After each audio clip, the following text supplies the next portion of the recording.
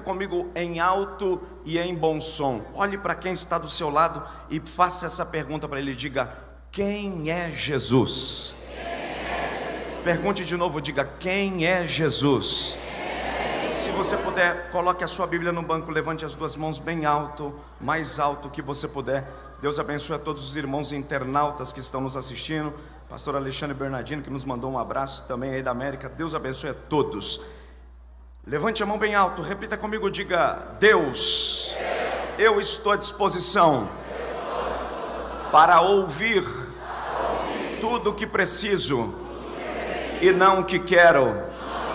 Fala com a minha alma, porque a tua palavra edifica, exorta e consola. Em nome de Jesus, amém. Deus abençoe a Ana Clara, Jonatas Almeida, tanta gente boa aqui, que a gente vai ficar muito tempo falando, mas são todos os amigos. Queridos irmãos, dentre as muitas perguntas que existem no mundo, a mais contundente, que forma debates calorosos, até hoje entre cristãos, teólogos, filósofos e ateus, é exatamente essa pergunta: afinal de contas, quem é Jesus? Nós aqui nessa noite não desejamos saber sobre aquele Cristo piedoso dos teólogos da religião oficial, que é um mero Cristo pendurado numa parede. Nós queremos entender de fato quem foi Jesus.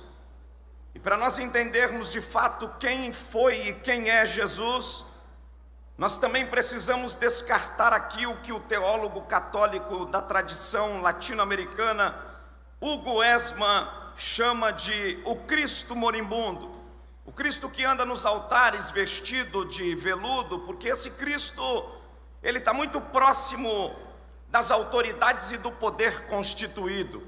Nós não queremos saber quem é esse Cristo. Nós também não queremos saber do Cristo apenas do Apocalipse, que veio inaugurar um reino como um déspota bondoso. Não é esse Cristo que nós queremos saber. Nós queremos saber o Cristo dos evangelhos, o Cristo que salvou os gentios, o Cristo que é a esperança dos judeus.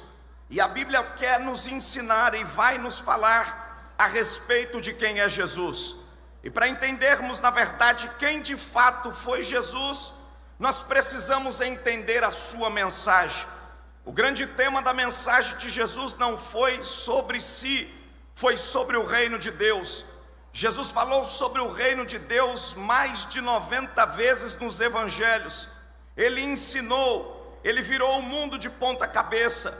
No reino de Deus, que Jesus ensina no Sermão da Montanha, ele ensina que bem-aventurados eram os que choravam. Ele diz que quem quisesse se tornar importante no seu reino tinha que aprender a ser servo. Desde muito cedo, Jesus já ensinava entre magistrados, doutores da lei.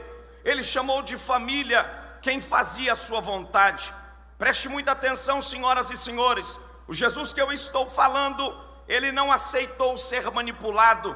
O Jesus que eu estou falando, ele não aceitava que as pessoas fizessem dele o que ele não tinha vindo fazer.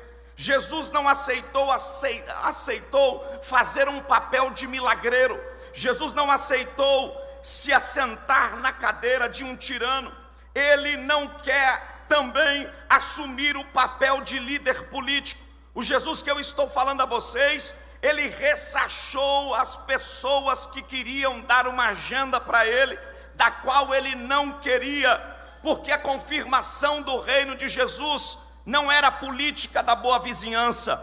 A confirmação do reino de Jesus não era aquilo que os homens esperam do favoritismo. A confirmação do reino de Jesus seria a sua cruz, a cruz pesada e a cruz dolorosa. Esta noite, neste 39º encontro de missões, eu não poderia pregar uma outra palavra, porque o cerne do evangelismo, o ícone das missões, a figura latente que representa-nos a respeito de missões, está em Jesus. E afinal de contas, quem é Jesus? Quem foi este Jesus? A primeira lição que a gente aprende é que Jesus foi o Deus que ninguém o impediu de sofrer por nós. Você só está aqui nesta noite porque Jesus decidiu sofrer. Ninguém pode bater no peito e se sentir a bolacha mais gostosa do pacote, porque canta, porque prega, porque adora, porque levanta a mão. Porque se Jesus não tivesse ido à cruz, não teria Gideões missionários. Se Jesus não tivesse ido à cruz, não haveria perdão de pecados. Se Jesus não tivesse ido à cruz, não haveria salvação das nossas almas. Se Jesus não tivesse ido à cruz, as nossas vidas estavam condenadas para o abismo e o fogo eterno. Se não tivesse Jesus, não haveria o batismo com o Espírito Santo. Esta noite, o inferno está explodindo de raiva, a igreja está explodindo de glória. Por quê? Porque o nome que viemos declarar não é do pastor Zilmar, não é do pastor Gilmar, não é do ministério e nem dos Gideões missionários. O nome que viemos proclamar é o nome que está acima de todos os nomes: Jesus o Salvador, Jesus o Redentor. Nenhuma mensagem dá tão certo quando se fala de Jesus. Esta noite eu quero pregar aos crentes, aos pecadores, e a pergunta é essa: quem é Jesus? Quem é Jesus? Jesus foi o homem que desprezou o palco de Pilatos. Jesus foi o homem que desprezou o palco de Herodes. E o palco de Jesus não foi demonstrar apenas a sua vida física, mas a vida de Jesus foi no palco do cenário do Calvário, onde ele abriu os braços e levou o nosso pecado.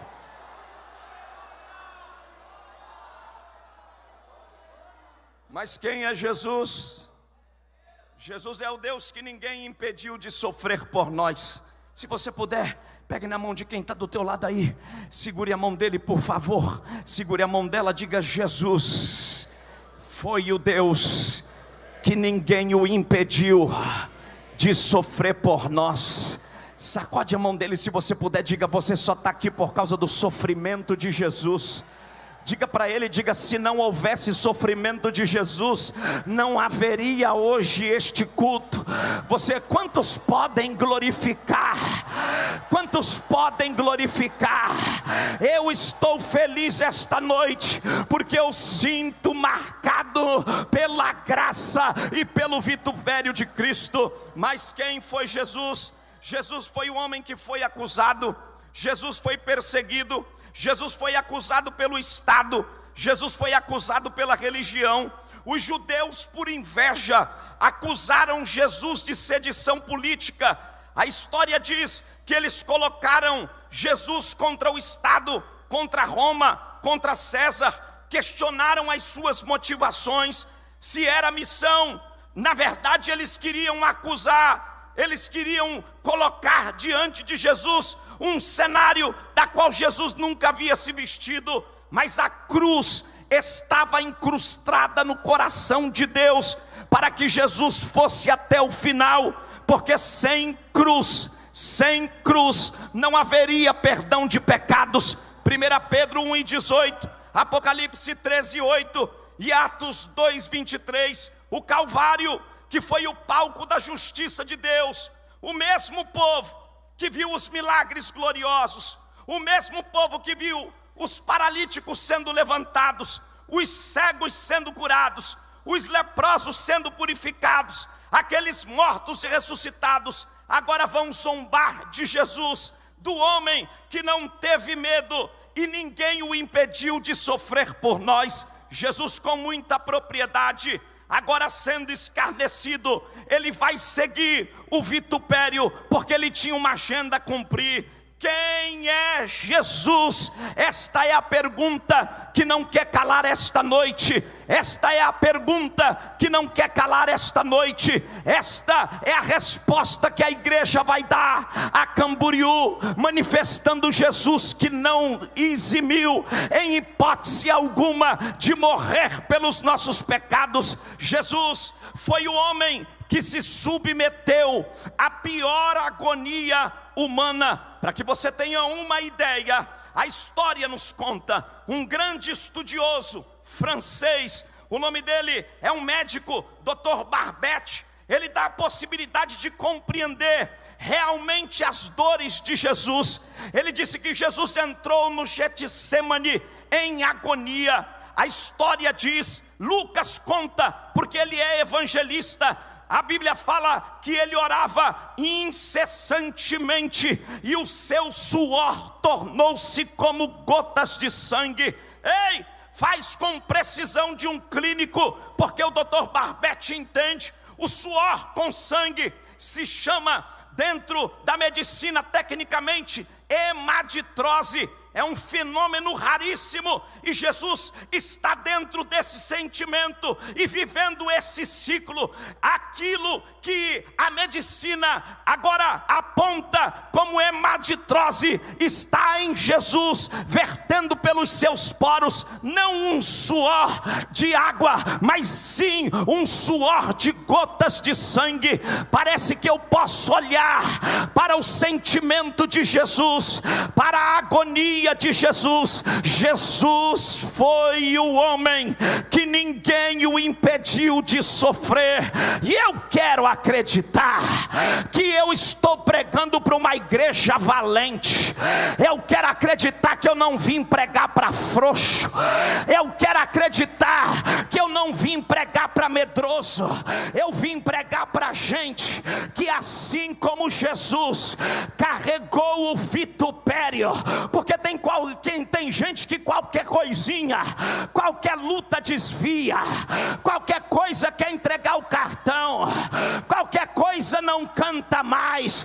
Ele não conheceu quem é Jesus, não arde na alma dele quem é Jesus, porque quem conheceu Jesus sofre fome, quem conheceu Jesus sofre perseguição.